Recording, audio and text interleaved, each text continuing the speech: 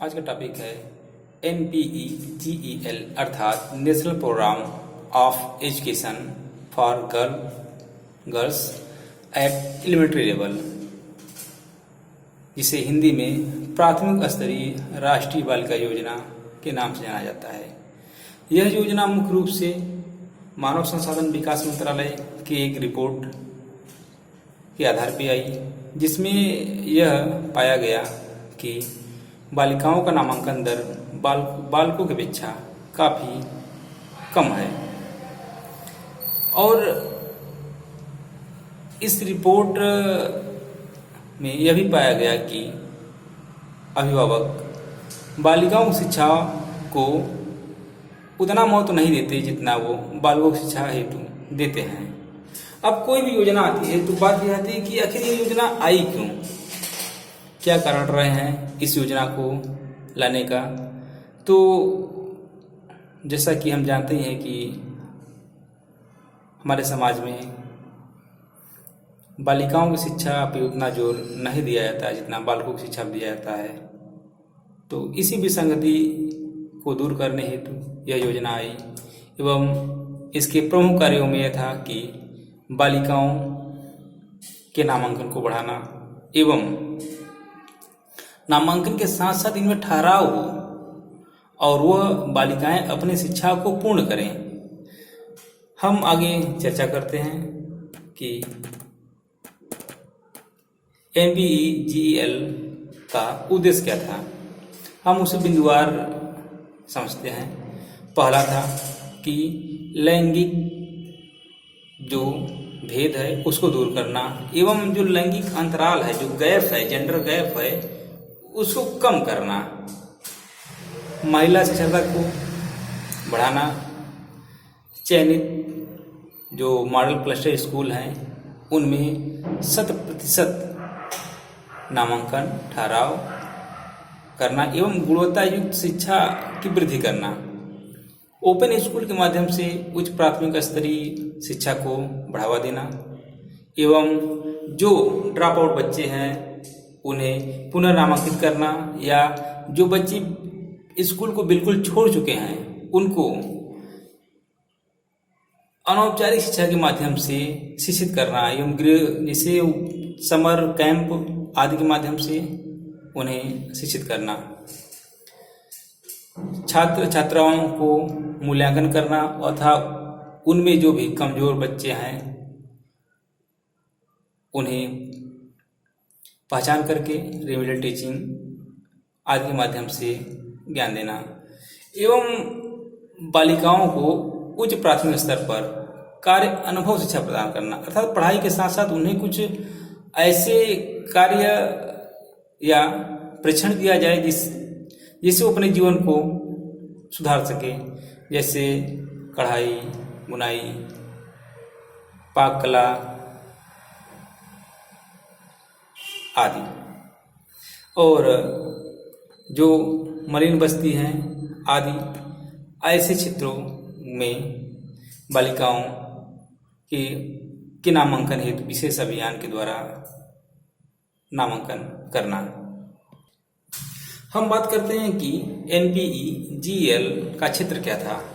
तो इसके क्षेत्र को हम इस प्रकार से बता सकते हैं कि महिला साक्षरता को जो राष्ट्रीय औसत से कम थी उसे बढ़ाना और कम से कम 5% अनुसूचित जाति अनुसूचित जनजाति की जनसंख्या वाले तथा अनुसूचित जाति एवं अनुसूचित जनजाति की महिलाओं में 10% से कम साक्षरता वाले विकास खंड आदि, चयनित शहरी मरीन बस्तियां आदि। इसके घटकों की चर्चा कर लेते हैं हम। इसके घटक में मुख्य रूप से न्याय पंचायत आदि थे तथा अनुसूचित जात जनजात या अल्पसंख्यक पिछड़े वर्ग आदि की जनसंख्या घनत्व जिन क्षेत्रों में ज़्यादा है उनको एवं सभी विद्यालयों में सुविधाओं को पहुंचाना आदि। और मुख्य बात इसमें यह थी कि 2008 तक 7,245 विद्यालयों को आदर्श क्लस्टर विद्यालय के रूप में सुदृढ़ करना। इसके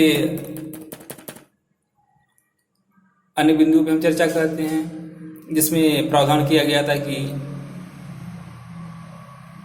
बालिकाओं को बैठने हेतु लकड़ी की चौकी आदि की व्यवस्था करना तथा विद्यालयों में पुस्तकालयों की स्थापना करना एवं लड़कियों को विद्यालय आने जाने हेतु साइकिल आदि का प्रबंध किया जाए एवं इनके निःशुल्क यूनिफॉर्म उपलब्ध कराया जाए और इनको स्कॉलरशिप प्रदान किया जाए।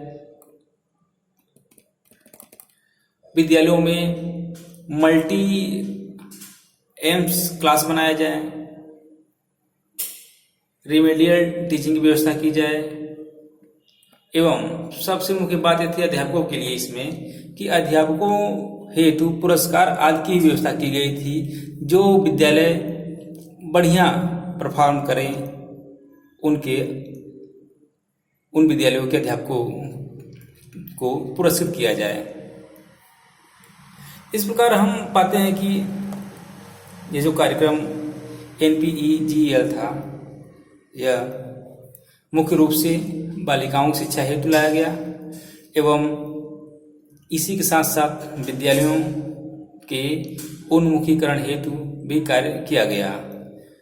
यह कार्यक्रम महिला शिक्षा हेतु एक बहुत ही महत्वपूर्ण कार्यक्रम सिद्ध हुआ और इसने काफ़ी हद तक समाज को जागरूक किया कि वो अपनी बालिकाओं को विद्यालय में शिक्षा हेतु भेजें। अब हम बात करते हैं कि इस पाठ से क्या क्या प्रश्न बनते हैं। सर्वप्रथम पहला प्रश्न यही, कोई योजना आता है तो जैसा कि हम जानते हैं पहला क्वेश्चन यही बनता है कि यह योजना कब आई। तो NPEGEL कार्यक्रम 2003 में आया और यह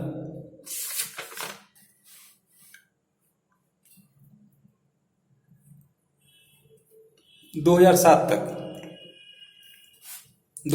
चला। 2007 अगर हम कह सकते हैं कि यह 4 वर्षों तक चला और यह विद्यालय के विकास हेतु काफ़ी प्रभावी रहा। अब बात आती है कि चूंकि इसका संक्षिप्त नाम NPEGEL है और पूरा नाम है national programme of education for girls at elementary level, जिसे हिंदी में प्राथमिक स्तरीय राष्ट्रीय बालिका योजना के नाम से जानते हैं। तो इसका शॉर्ट नाम का फुल फॉर्म किया जा सकता है, हिंदी अथवा अंग्रेजी दोनों में आप लोग इसे देख लीजिएगा। अब बात आती है कि अगर पूछ लिया जाए कि NPEGEL योजना किनके हेतु आई, तो जाहिर सी बात है आप जानते ही हैं कि यह बालिका शिक्षा हेतु आई। अब बात किया जाए कि NPEGEL किस यूनिवर्सल उद्देश्य को प्राप्त करने हेतु आई, तो जाहिर सी बात है प्रारंभिक शिक्षा के सार्वभौमिकरण हेतु NPEGEL कार्यक्रम आया। और भी जो भी क्वेश्चंस इस पार्ट से बनेंगे हम आपको असाइनमेंट क्वेश्चन के माध्यम से पूछेंगे एवं अगर आप लोगों को कोई शंका होगी तो आप लोग मुझसे गूगल क्लास मीट के जो कमेंट बॉक्स है उसके माध्यम से चर्चा कर लीजिएगा। मैं आप लोगों के प्रश्नों का उत्तर देने और उपस्थित रहूँगा। तो आज के पाठ तक बस इतना ही। धन्यवाद।